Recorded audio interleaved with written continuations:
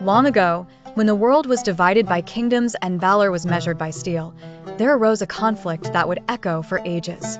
Two great houses, born of the same lineage yet torn apart by greed and honor, faced each other upon the fields of Kurukshetra.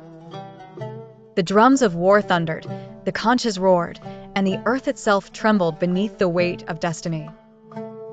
At the heart of this vast battlefield stood Arjuna, prince of the Pandavas, a warrior blessed with unmatched skill in the bow. His chariot, guided by the radiant Krishna, stood between two mighty armies, one of kin and teacher, the other of brotherhood and loyalty.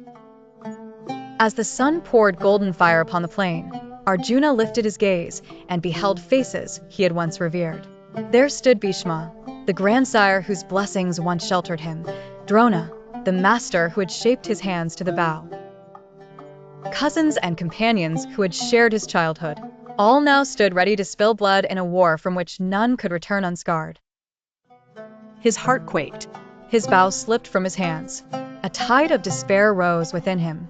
How shall I strike down those whom I have loved? Shall I bring ruin upon my own blood? Victory stained by such sorrow is no victory at all. His spirit broke like a bowstring, and he sank into silence. Then Krishna, the charioteer who is no ordinary man, but the eternal soul clothed in human form, turned his gaze upon the prince. His eyes shone with a light that seemed to hold both the calm of oceans and the fire of stars. "Arjuna," he said, "why does weakness chain you at the hour of truth? This despair is unworthy of a warrior. Cast it aside and rise." But Arjuna, tormented by doubt, pleaded, "How can I raise my hand against those who taught me, those who cradle me in love? Better to live in exile, sustained by crumbs, than to stain my soul with their blood. Speak to me, Krishna. Show me what is right, for I am lost." And thus, upon that battlefield where swords awaited, the eternal teaching was born, not whispered in temples nor carved in stone, but spoken in the rhythm of life and death itself. Krishna spoke of the soul. The body is but a garment, Arjuna, woven and worn for a time. The soul neither slays nor is slain.